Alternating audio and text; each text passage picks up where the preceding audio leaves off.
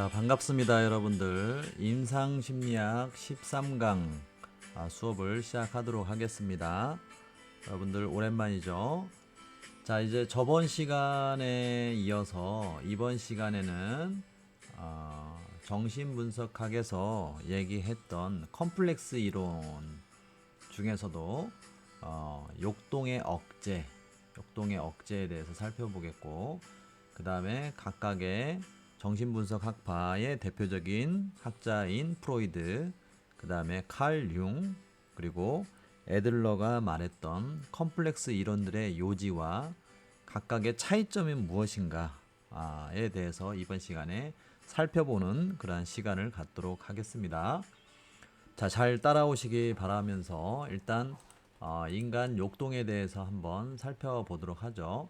자, 욕동이라는 말은 다른 나라에서는 이것을 해석을 심리학적으로 해석을 하지를 못한다고 합니다. 그런데 우리나라는 되게 이제 표현하는 방식이 많죠. 언어에 대한. 그래서 욕동이라는 말로 이 독일어인 원래 트리브라는 말인데, 이 트리브라는 것은 인간의 일반적인 어떤 욕심, 욕구, 동기 이런 거하고는 조금 어감이 틀려요. 그래서 욕동이라고 우리나라에서는 주로 이제 해석을 하고 있는데, 사용을 하고 있는데, 보다 엄밀하게 좀 따져보면 그 뜻은 본능적인 욕구의 에너지다라고 보시면 될 것 같아요. 그러니까 그냥 욕구라고 할 수는 없고 본능적 욕구인데, 또 본능적 욕구에서 끝나는 게 아니고 본능적 욕구 에너지다. 그래서 추동이라는 말로도 쓰여집니다. 근데 이제 제일 보편적으로 많이 쓰여지는 것은 트리브, 욕동 이렇게 말합니다. 자, 그래서 욕동의 억제, 우리가 이제 이 정신분석학에서 컴플렉스 이론을 제시했고, 정신분석학에서 가장 많은 이런 컴플렉스 이론을 만들어낸 그러한 역사가 있는데, 그럼 이 정신분석 학파에서는 컴플렉스형 인간이라는 것이 무엇이냐, 전반적인 어떤 의견은 이렇게 한번 살펴보고 각자의 또 다른 견해 차이를 한번 살펴보는 시간으로 순서로 진행하도록 하겠습니다.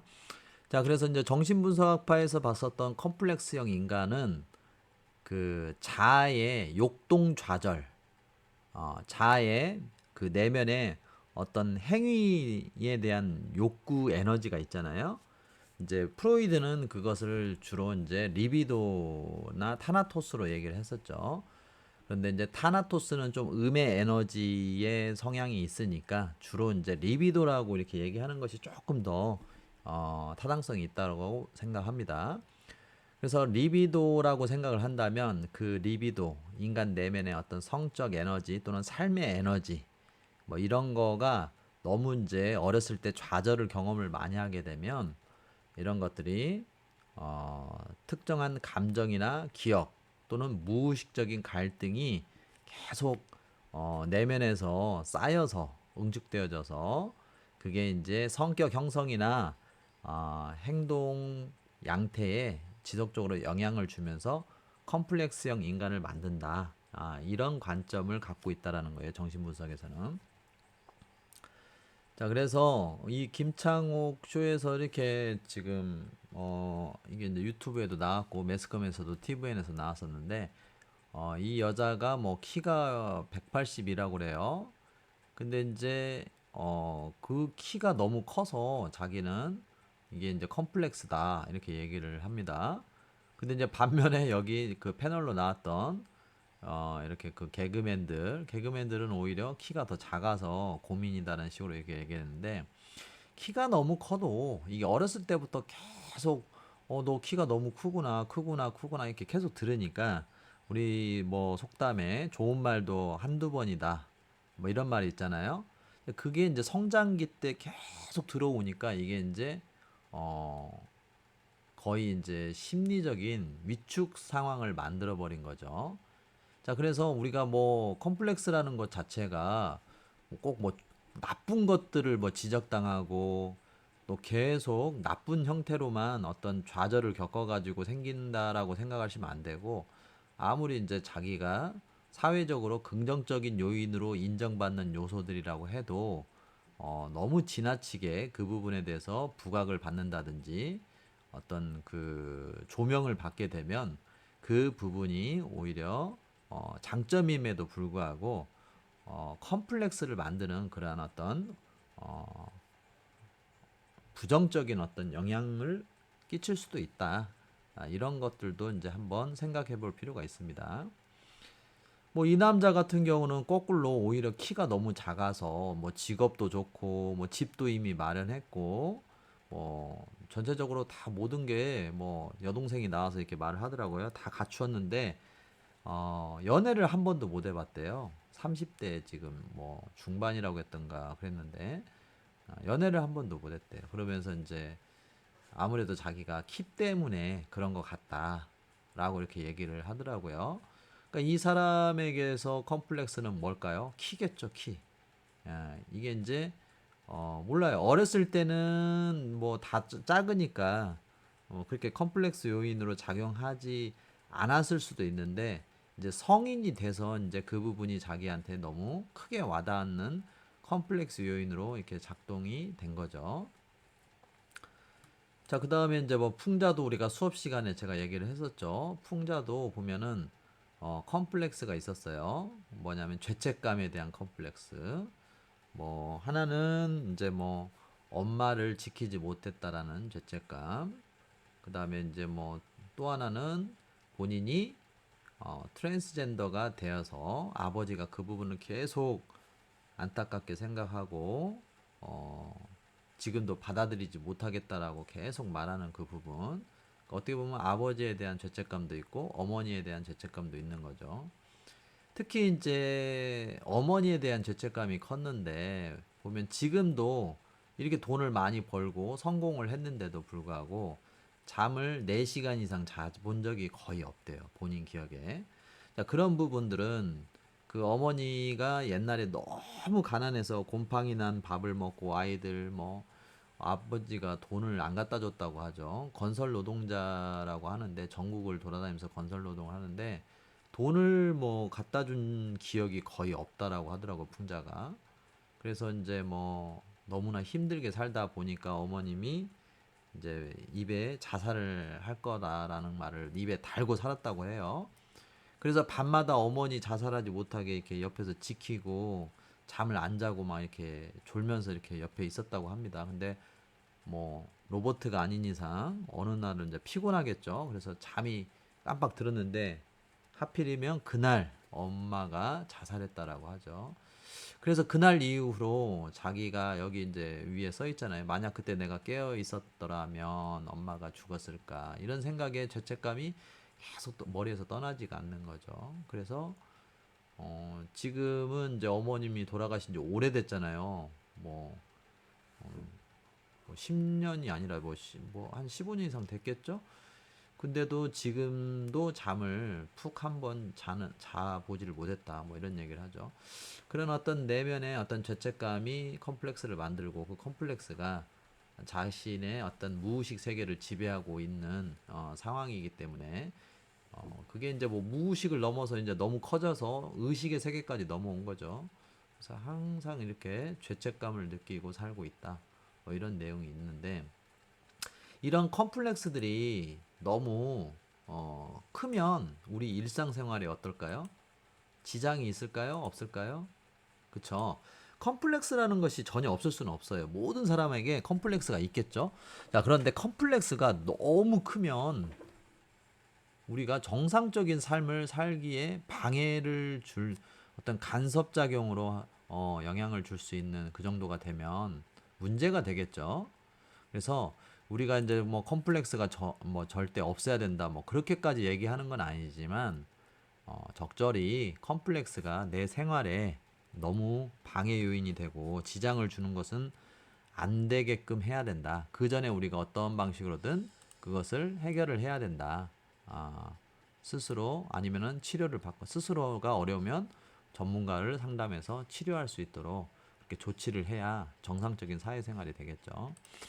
자, 그런데 우리 욕동을 사회에서는 또 이것을 욕동을 억제하는 방식을 집단을 또는 어떤 개인을 통제하기 위한 방안으로 쓰기도 합니다. 어디에서요?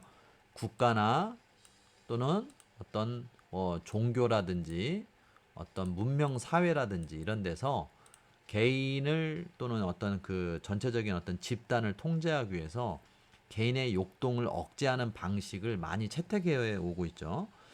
예를 들자면 이 군대에서는 아무데나 이렇게 누워 있을 수가 없죠. 그리고 쉬는 시간에 이렇게 도열해 있어야 되고, 신발도 여기 보세요. 가지런히 이렇게 놔야 되죠. 우리 뭐 집에서 뭐 이렇게 반듯하게 놉니까? 그리고 관물대에 옷이나 이불이나 자기의 일반 어떤 그 생필품을 놓는 방식도 굉장히 반듯하게 각을 잡아서 놔야죠. 자, 이런 것들이 개인의 어떤 그 자유와 편함에 대한 욕구를 과도하게 억제하는 방식을 취하죠. 그렇게 억제를 하게 되면 어떻게 돼요? 물론 이제 이 사람들은 스트레스를 받겠지만 그것을 통해서 사람을 이렇게 통제를 하는 거죠. 그리고 적당히 좀 잘했을 때 그런 것들을 포상의 개념으로 조금씩만 풀어주는 거죠. 허용을 해주는 거죠. 그게 이제 휴가이고, 그게 이제 뭐 쉬는 날이나 공휴일 날 조금 자유 시간을 줘서 쉴 수 있도록 이렇게 풀어주는 거죠. 어, 교도소도 마찬가지죠. 교도소는 군대보다 더 인간의 욕동을 더 제한하죠. 더 제한하는 방식으로 이렇게 개인을 통제하기 위해서, 집단을 통제하기 위해서 이렇게 과도하게 인간의 욕동을 통제하는 방식을 채택을 해오죠. 그 다음에 이렇게 종교단체 같은 데에서도 보면은 이렇게 수녀들 또는 뭐 신부들, 뭐 종교인들 보게 되면 뭐는 하면 안 되고, 뭐는 하면 안 되고, 뭐는 하면 안 되고, 뭐 이런 종교적인 규율들이 많죠. 자, 이런 거를 통해서 그런 어떤 통제와 어, 어, 인간에 대한 어떤 어, 그들의 방식대로 어떤 유도를 하는 그런 것이 있다는 것이죠. 자, 그래서 이제 욕동의 억제. 그런데 이게 지나치게 되면 어떻게 되냐? 물론 이제 어느 정도 이렇게 이게 커지면 컴플렉스로 뭐 나타난다라고 우리가 얘기를 했지만, 이게 이제 너무 지나치면 컴플렉스 수준보다도 더 지나치면 이게 이제 노이로제라는 것이 생길 수 있다라고 정신분석 학파에서 얘기를 했어요. 자, 근데 이건 사실은 영어인데 뉴로시스라고 하는 신경증이라고 하는 영어인데 독일에서는 좀 발음이 좀 틀리죠. 독일어로 발음하면. 그래서 독일에서는 이제 정신분석 학파에서는 이것을 노이로제다 이렇게 얘기를 합니다. 자, 뭐 이 정도까지 되면 안 되겠죠? 이 정도까지는 되면 안 된다. 자, 그 다음에 이제 카타르시스가 있는데, 억제되어 있던 내면의 욕동 에너지가 방출이 되게 되면, 욕구가 이렇게 억제되어 있다가 방출이 되면 굉장히 행복하겠죠. 그런 쾌 상태, 그 욕동이 방출되거나 소거되는 그런 쾌 상태가 바로 카타르시스, 즉 정화라고 우리나라 말로는 이렇게 얘기를 하죠. 그래서 이런 정화가 어떤 욕동 해소에 쾌를 추구하는 그런 건데, 이게 이제 정화가 낮은 차원의 정화가 있고 높은 차원의 고차원적 정화가 있다라고 볼 수가 있겠죠. 그러니까 낮은 차원의 정화는 내 내면의 어떤 욕동을 그냥 기본적인 어떤 방식으로 해소하는 거예요. 예를 들자면 내 내면의 타나토스를 이렇게 막 오락실 가서 두더지 때려잡기로 막 몽둥이로 때리면서 타나토스를 또는 불만을, 욕구 불만 또는 화를 이렇게 해소하는 방식, 또는 이렇게 스트레스 받은 날 치킨을 뜯으면서 해소하는 방식, 또는 이렇게 영화 같은 거를 보면서 우리가 대리만족하죠. 마동석이 막 양아치들 폭력배들 막 때릴 때 보면 좀 통쾌하잖아요. 또는 이런 게임 같은 거 하면서 막 때려 부시죠, 적진을. 막 마구잡이로 뭐 캐리어, 그 다음에 드라군, 뭐 이렇게 데리고 가가지고 저그 진영을 이렇게 초토화시키고 있는 이런 장면이 나오는데, 뭐 이렇게 물량으로 엄청난 군대를 이끌고 가가지고 적진을 초토화시키고 부실 때 묘한 쾌감이 있죠. 그 다음에 이제 뭐 스포츠 경기 같은 데 가가지고 소리 지르고 함성 지르고 하면서 내면의 어떤 불만족이라든지 욕구 불만 이런 것들을 해소하는 그런 것도 하나의 이것도 욕동을 해소시키는 카타르시스 정화 방식이다. 또는 뭐 이렇게 어떤 성적인 어떤 욕구도 있을 수 있겠죠. 그런 것들을 뭐 야한 영화를 보면서 좀 어느 정도 이렇게 충족시키는 거 이런 것은 이제 저차원의 정화 방식이라고 볼 수가 있겠죠. 조금 이거보다는 높은 차원의 정화라는 것은 우리가 어떤 스포츠를 하면서 이렇게 그것을 어떤 내면의 어떤 욕구, 욕동을 승화시키는 것 또는 어떤 음악이라든지 이런 예술, 이렇게 또 미술, 그 다음에 이게 행위예술이죠. 뭐 이런 걸 하면서 아니면은 뭐 책을 읽으면서 감정적으로 이걸 정화시키는, 지금 막 책을 읽으면서 감동받고 깨달음을 얻고 울고 있잖아요. 뭐 이런 것들은 조금 높은 차원에서 내면의 욕동을 해소하는 방식이라고 볼 수가 있겠죠. 자, 그래서 이제 멕시코의 여성 화가, 전 세계에서 가장 영향력 있는 여성 화가라고 이렇게 얘기를 하고 있죠. 그래서 이 프리다 칼로라는 사람이 사실 그림을 전문적으로 배우거나 그러 보지는 않았는데 교통사고가 나서 이렇게 자신의 몸이 불구가 되었을 때 자기를 받아준 어렸을 때부터 친구로 지냈던 동네의 남자친구, 남사친이죠.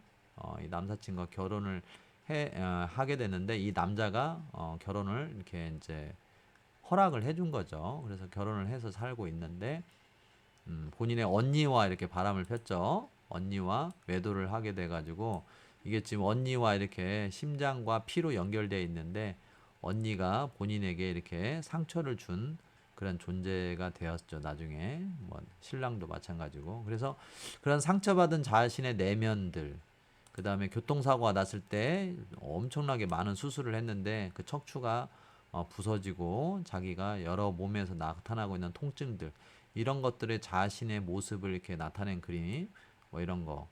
그 다음에 뭐 남편의 외도라든지 언니로부터 받은 상처 뭐 여러 가지 이런 것들을 이렇게 그림으로 승화하면서 자기가 그 아픔으로부터 내면의 트라우마로부터 극복할 수 있었다 뭐 이런 얘기를 하죠. 또 어떻게 그렇게 그림을 그리다 보니까 전 세계적으로 인정받아서 유명한 또 화가도 될 수 있었잖아요. 그러니까 그런 아픔이 자신의 예술 행위로 가서 또 예술 행위가 전 세계적으로 인정받으면서 자신이 그런 어떤 어, 어려운 부분, 부정적인 어려운 힘든 과거가 또 자신을 전 세계에 조명시켜준 그러한 요소가 되었죠. 이런 카타르시스는 참 좋은 카타르시스죠. 그래서 이런 부분들이 또 있었다. 자, 그 다음에 이제 그 뒤에 보게 되면 자, 그래서 프로이드는 우리가 이제 그 리비도, 타나토스 뭐 이런 내면의 욕동 에너지가 있는데 이런 어떤 에너지가 계속 이렇게 억압받거나 이런 것들이 좌절됐을 때 이제 컴플렉스가 생긴다라고 이렇게 얘기를 했는데 융은 어떤 이제 내용이 좀 이렇게 다른 관점이 있나 이렇게 살펴보게 되면 일단 컴플렉스도 컴플렉스지만 전체적으로 융이 어떤 부분에서 좀 기여를 했는가 살펴보게 되면 일단 컴플렉스 심리학을 완성했다라고 이렇게 인정을 받고 있는 부분이 있고요. 그 다음에 MBTI 성격 유형 검사 알죠? 여러분들 많이 해봤죠? 이거에 기초적인 이론의 배경을 제시를 한 공이 있어요. 자, 그 다음에 이제 집단 무의식, 우리 수업 시간에 주로 얘기했었는데, 집단 무의식의 개념을 제시를 했어요. 그러니까 프로이드가 개인 무의식을 처음 제시했다면, 거기에 대항해서 칼 융은 나는 그러면 집단 무의식이라는 개념을 제시하겠다라고 해서 인류가 공통으로 인식하고 받아들이고 있는 그러한 인지 체계, 인식 체계라고 볼 수 있겠죠. 자, 그래서 그 집단 무의식에는 5가지가 있어요. 페르소나, 아니마, 아니무스, 그다음에 그림자, 자기가 있는데 이것은 페르소나는 개인의 사회적인 가면이라고 보면 돼요. 그래서 여러분 학교에 나올 때 여러분 집에 있는 모습으로 나오는 거 아니잖아요. 그렇죠? 여러 사람들을 사회적으로 만나보고 공적인 어떤 사회 관계를 해야 되는 이런 공공장소에 나올 때는 여러분들 어떤 사회적인 페르소나를 쓰고 나오잖아요. 그게 이제 페르소나이고, 아니마는 남성 내면에 있는 여성적인 어떤 성향, 내면적 성향입니다. 그 다음에 아니무스는 여성들 내면에 있는 어, 남성적인 성향을 말하는 거예요. 자, 그래서 아니마, 아니무스. 그래서 이제 아니마가 좀 많이 이렇게 발달되어 있는 남성들은 좀 여성스럽죠? 또 거꾸로 아니무스가 좀 이렇게 많이 발달되어 있는 여성들은 좀 약간 톰보이, 우리나라 말로는 좀 약간 선머스마 같은 여성들이 이제 나타나는 거죠. 자, 그림자 같은 경우는 내 안에 숨겨진 또 다른 나의 끼. 아, 뭐 좋은 면으로는 끼나 재능이고, 나쁜 모습은 내 안에 숨겨져 있는 나의 어둡고 부정적인 단면. 후자들은 이건 잘 나오면 안 되겠죠. 전자는 뭐 그래도 뭐 내가 이런 끼가 있었나 하고 나오면 오히려 잘 다듬으면 좋은 결과로 이렇게 이어질 수가 있겠죠. 자, 그 다음에 이제 마지막으로 자기, 셀프라는 게 있는데, 이것은 궁극적인 중심적인 자아의 어떤 표상입니다. 그래서 전체적인 자아, 중심적인 자아라고 볼 수가 있겠고, 의식과 무의식을 통합하는 주체이면서 개인의 내면의 질서를 부여하고 조직화하는 실체적인 자아다라고 볼 수가 있겠습니다. 자, 그 다음에 이제 프로이드는 집단 무의식의 원형을 제시를 했다. 자, 이런 것들이 이제 칼 융에 관련된 내용이다. 원형이라는 건 뭐예요? 자, 원형이라는 것은 집단 무의식 안에 존재하는 보편적이고 원초적인 이미지 또는 심리적인 패턴이다 라는 거예요. 그래서 예를 들자면 가장 쉬운 예가, 어머니 하면은 어떤 여러분들 원형의 인식이 있습니까? 집단 무의식의 원형이 있어요. 어머니 하면 뭔가 희생의 아이콘, 무한한 사랑, 그 다음에 자애롭고 따뜻하고 굉장히 자식들에 대해서 희생과 사랑을 무한히 베풀어주는 존재. 뭐 이런 것들이 있잖아요. 자, 이런 것들이 어머니의 집단 무의식적인 관점에서의 원형이다. 원형. 이렇게 얘기를 하는 거예요. 또는 뭐 영웅이라는 것은 어떤 원형이 있어요? 시련을 극복하고 변화를 이끌며 인류를 어떤 재난과 재앙으로부터 구원해주는 어떤 그런 상징적인 존재, 뭐 이런 게 있잖아요. 슈퍼맨이나 또는 뭐 아이언맨 뭐 이런 것들. 그래서 뭐 영웅은 또 그런 집단 무의식의 원형적 이미지가 있는 것이고, 자, 이런 것들을 아키타입이라고 해서 원형이라는 개념인데 칼융이 제시를 했다는 거예요. 그러니까 집단 무의식을 제시를 하기도 했지만 칼융이 집단 무의식 원형이라는 어떤 그런 조금 더 발전된 개념을 제시를 했다. 자, 그래서 프로이드의 컴플렉스 이론 같은 경우는 주로 이제 앞에서도 얘기를 했듯이 그 내면에 특히 이제 뭐 물론 타나토스도 있지만 우리 삶의 전반적인 에너지는 타나토스보다는 우리가 인간이 살아가는 플러스의 에너지, 즉 마이너스 에너지는 타나토스인데 플러스 인간이 살아가기 위한 전반적인 에너지를 리비도라고 했어요. 그러니까 처음에는 성 에너지라고 했지만 리비도를 좀 약간 국한된 성적인 섹슈얼한 에너지라고 했지만 나중에는 이렇게 조금 더 포괄적인 의미로 이렇게 넓혔다고 했죠. 인간이 살아가기 위한 전반적인 어떤 모든 관련된 에너지, 이걸 리비도라고 했어요. 근데 어쨌든 뭐 그 리비도라는 것은 성적인 에너지잖아. 근데 그 성적인 에너지가 억압받았을 때, 어렸을 때 주 양육자로부터, 그러니까 그 대표적인 게 프로이드가 말한 게 뭐예요? 오이디푸스 컴플렉스잖아요. 프로이드가 얘기한 게. 또는 여자 아이한테는 엘렉트라 컴플렉스라고 얘기했죠.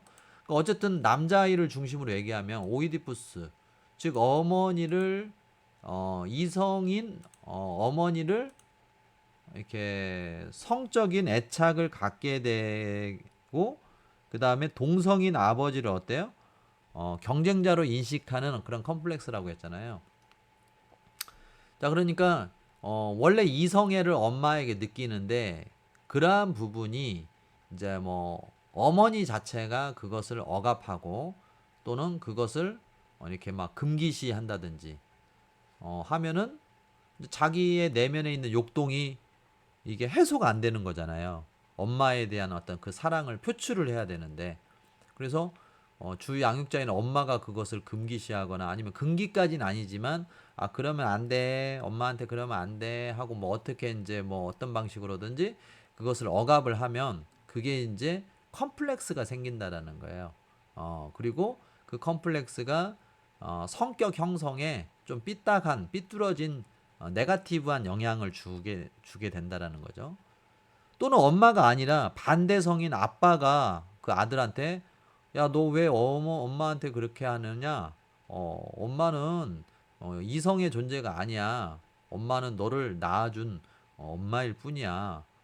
그리고 엄마는 아빠의 여자야. 하고 뭐 예를 들자면 그런 식으로 그걸 금기시하고 억압을 한다든지 뭐 핀잔을 준다든지 나무라고 한다든지 이러면은 엄마가 그것을 뭐 이렇게 제한한다든지 금기시하는 것보다 더 큰 상처를 받겠죠?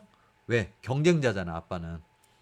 이제 그런 데에서 오는 이러한 어떤 심리적인 어떤 구속, 억압, 금기시, 여기에서 이제 컴플렉스가 형성되고 그 컴플렉스 같은 것들이 성장기 그 아들의 성격 형성에 영향을 준다. 뭐 이런 관점이에요. 뭐 거꾸로 말하면 또 여학생의 입장에서는 엘렉트라 컴플렉스인데 똑같은 뭐 그런 내용입니다. 자, 어쨌든 프로이드는 이런 그 내면의 욕동, 즉 리비도나 타나토스 이런 것들이 이제 억압받거나 제한받았을 때 컴플렉스가 이렇게 생기게 된다라고 이렇게 주장을 한 거고요. 칼융은 조금 달라요. 관점이. 칼융은 프로이드가 제시한 어떤 그 컴플렉스 개념을 조금 더 발전해서 컴플렉스 심리학을 완성시킨 그러한 공로가 있습니다. 그래서 아까 앞에서도 말했듯이 프로이드가 제시한 개인 무의식의 개념에다가 나는 조금 다르게 해야지 하고 집단 무의식의 개념을 추가했다라고 했죠. 그래서 그 집단 무의식에는 뭐 페르조나, 아니마, 아니무스, 그림자, 자기 뭐 이런 것들이 있다라고 이야기를 했어요. 자, 그래서 프로이드 같은 경우는 이 집단 무의식이 아까 이제 앞에서 물론 설명은 했지만 페르조나는 개인의 공적자, 즉 사회적인 가면을 말하죠. 인격 사회적인 자아의 가면. 아니마는 남성 내면의 여성성. 그 다음에 아니무스는 여성 내면의 남성성. 이 마우스를 보면은 어디를 움직이고 있는가 보시면 되겠죠. 자, 그 다음에 그림자 같은 경우는 내 안에 숨겨져 있는 드러나지 않았던 나의 또 다른 모습. 그게 좋은 모습도 있고 나쁜 모습도 있어요. 끼나 재능으로 말하자면 좋은 면면인데 내 내면의 어두운 어떤 좀 좋지 않은 모습 이런 것들은 또 좋지 않은 모습은 나오면 안 되겠죠. 그것도 그림자입니다. 좋은 나타나지 않았던 재능과 끼도 그림자고 어두운 면도 그림자예요. 자, 좋은 것만 꺼내서 써야 되겠죠. 자, 자기라는 것은 집단 무의식 내 중심적 원형으로 집단 무의식 내용의 통합과 질서 부여 조직화를 하는 자기의 진정한 자기의 실체다. 이렇게 얘기를 했었어요. 자, 그래서 아까도 말했죠. 중심적 원형이다. 뭐 이렇게 얘기를 했고. 그래서 그림자는 긍정적인 재능과 끼가 있고 어둡고 부정적인 그러한 내면의 모습도 있다. 자, 그 다음에 칼융은 MBTI의 기초 이론을 제시를 했다라고 얘기를 했었어요. 그래서 뭐 이렇게 에너지의 방향, 그 다음에 인식하는 방식, 세 번째로는 판단의 방식, 그 다음에 생활 양식 또는 어떤 대처 방식에 따라서 뭐 이렇게 나눕니다. 크게 네 가지 요소에 따라서 나눕니다. 자, 이런 것들이 이제 칼 융의 이제 업적이고요. 자, 그다음에 애들러의 관점에서 이렇게 보게 되면 애들러는 인간을 일단 사회적인 존재로 보았어요. 하여튼 뭐 사회적인 존재, 사회적인 자극, 사회적인 동기, 사회적인 권력, 뭐 어쩌고저쩌고 사회적인 하면 애들러를 떠올려야 돼요, 여러분들. 그래서 인간은 사회적인 존재라는 게 뭐예요? 나 혼자 산다는 거예요? 더불어서 같이 산다라는 거예요? 같이 산다라는 거죠. 그래서 애들러는 인간을 사회적인 존재로 보았는데 인간 자체가 사회적인 존재이기 때문에 인간이 어떤 행동을 하기 위해서는 내면의 동기가 이렇게 마련돼야 되잖아요. 그렇잖아요. 여러분도 어떤 행위를 하려면은 내면에 뭐를 해야겠다 생각을 하니까 그 행위를 하는 거잖아요. 그게 동기인데 애들러가 보았던 행동 동기 요소는 사회적 자극 또는 사회적인 권력에 대한 부분이 그 동기 요소로 작동되어진다라고 하는 거예요.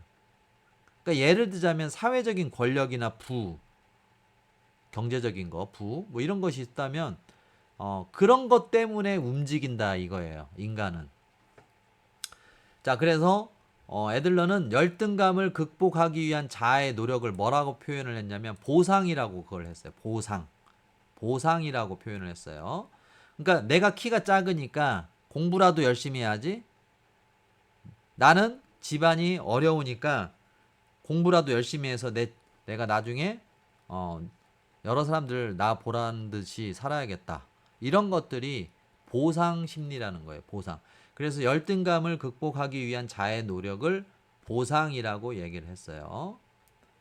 자, 그래서 그 자기의 열등 요소를 극복하기 위한 노력은 처음에는 애들러는 자기의 이론의 초창기, 학문적인 시기의 초창기 때는 권력이라고 얘기를 했고 나중에는 후기 때는 우월성이라고 이제 바꿔서 얘기를 했어요. 근데 제가 볼 때는 권력이나 우월성이나 비슷한 건가 아닌가 싶기도 한데 어쨌든 뭐 초기 때는 권력이라고 주장을 했고 나중에는 후기 때는 우월성이라고 주장을 했다. 자, 그러니까 그 보상, 내가 열등한 요소가 있으니까 예를 들자면 내가 얼굴이 못생겼어. 그러니까 이게 나의 열등감이야. 열등 요소야. 그러니까 이것을 극복하기 위한 보상이 뭐냐? 공부를 열심히 해야겠다, 내가. 그래서 돈이라도 많이 벌어서 내가 사회적으로 떵떵거리면서 살아야겠다. 또는 내가 키가 작아. 그러니까 내가 대통령이 돼야겠다. 그래서 우리 나라를 아주 지배해야겠다. 푸틴의 경우가 그렇다고 하죠. 푸틴을 이제 연구하고 분석한 서방 연구가들이 푸틴이 키가 작잖아요.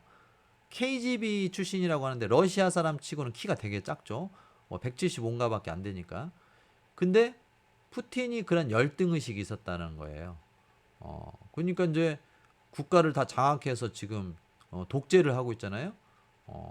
그런 것들도 열등감에서 나온 어떤 자기 보상성이라고 볼 수 있는 거죠. 대표적으로 또 누가 있습니까? 뒤에 나오겠지만 나폴레옹이 있죠. 나폴레옹.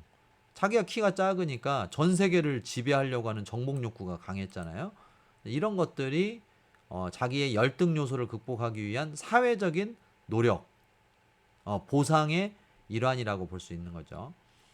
자, 그래서 애들러가 제시한 주요 컴플렉스는 열등감 컴플렉스라는 것이 있고 권력욕 컴플렉스 이런 것들이 대표적으로 있어요. 교수님, 열등감이 컴플렉스 아닌가요? 나중에 이 열등의식이 컴플렉스라는 말로 대명사로 쓰여졌지만 이 애들러가 이것을 주장을 할 때만 해도 열등감이라는 것이 컴플렉스처럼 대명사처럼 같이 쓰여지고 그러진 않았어요.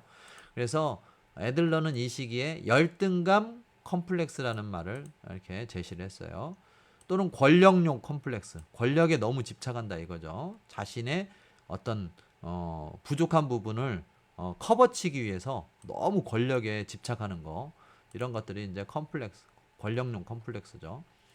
그 다음에 이제 애들러는 출생 순위에 따른 성격 차이를 주장을 했죠. 첫째, 둘째, 막내. 그래서 각각 서로 다른 어떤 출생 순위에 따른 성격 형성이 되어진다, 이런 얘기를 했어요.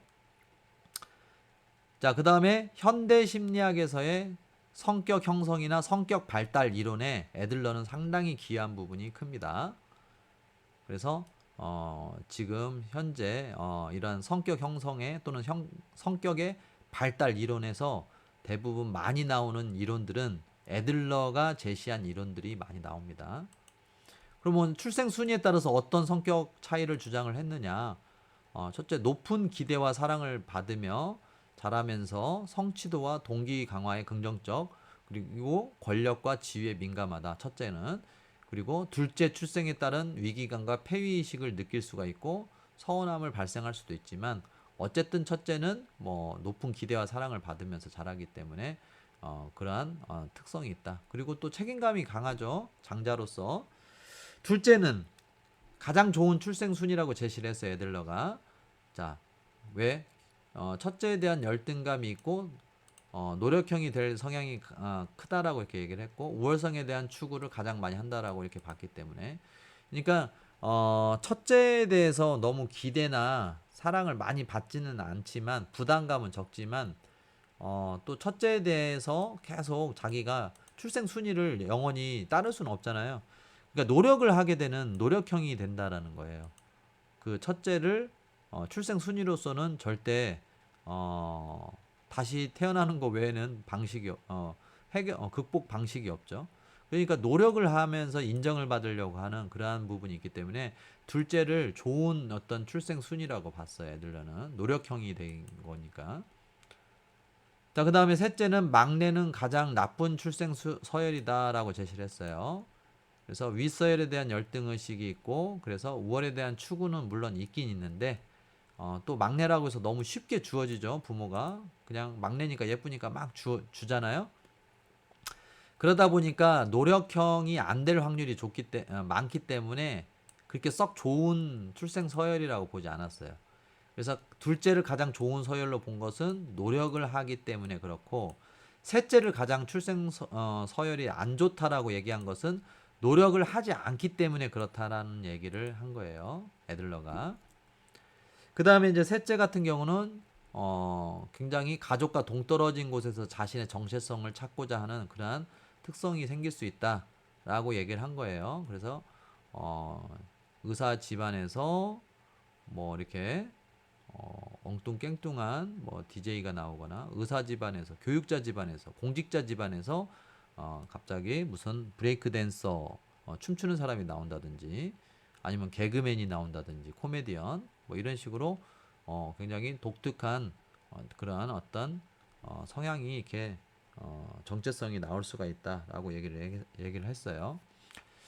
자, 그 다음에 마지막으로 이렇게 정리를 해보면 정신분석 학파의 세 학자들, 대표적인 세 학자들의 컴플렉스 이론상에서의 차이점을 마지막으로 이렇게 깔끔하게 정리를 한번 해드릴게요. 자, 예를 들자면 프로이드는 인간 내면의 근원적인 내적인 에너지, 동기 에너지가 뭐라고 했어요? 물론 타나토스도 있지만 주로 삶의 에너지인 리비도, 성적 에너지이면서 삶의 에너지죠. 이 리비도가 있는데 이 리비도가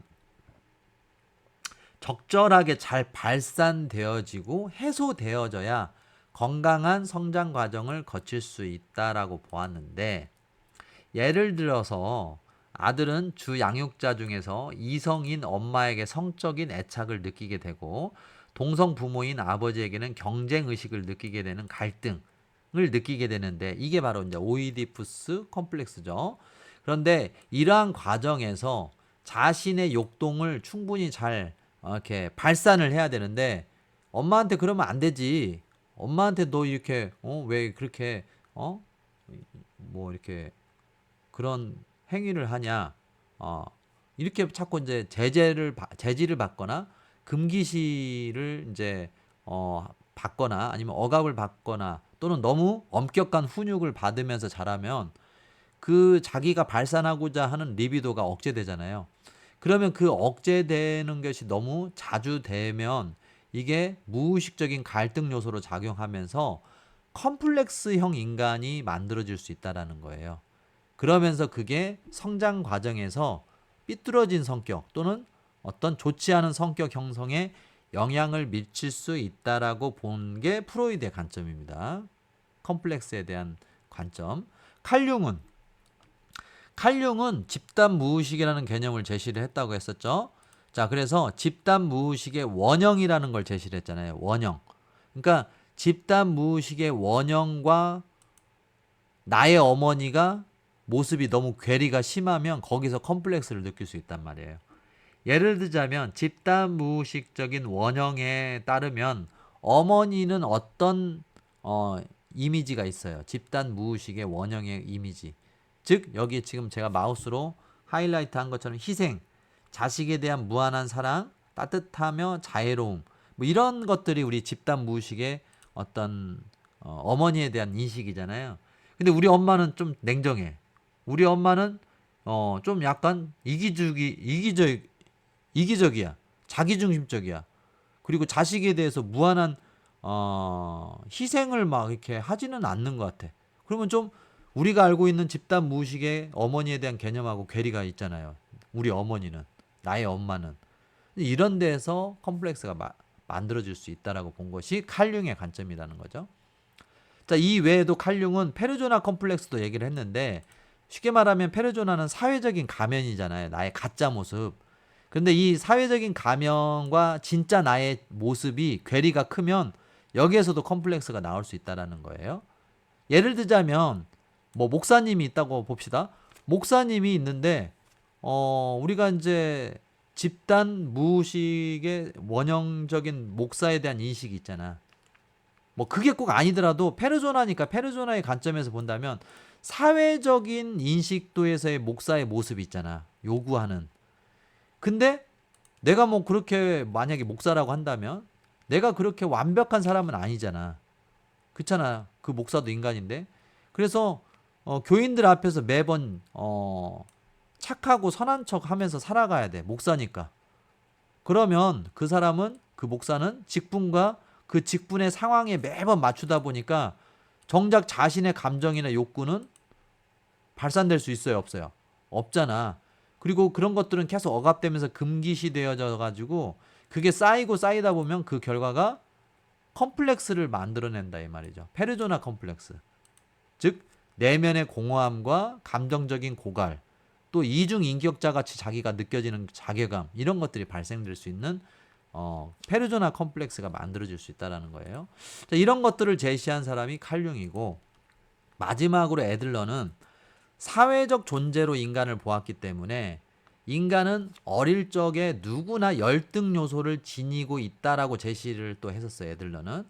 그래서 그게 키가 될 수도 있고 외모가 될 수도 있고 출생 서열이 될 수도 있고 공부를 못하면 공부가 될 수도 있고 또 집안이 가난하면 집안의 경제 형편이 될 수도 있는데 뭐가 됐든 어렸을 때 어떠한 형태로든 열등 요소가 있다라고 본 게 애들러의 관점이에요.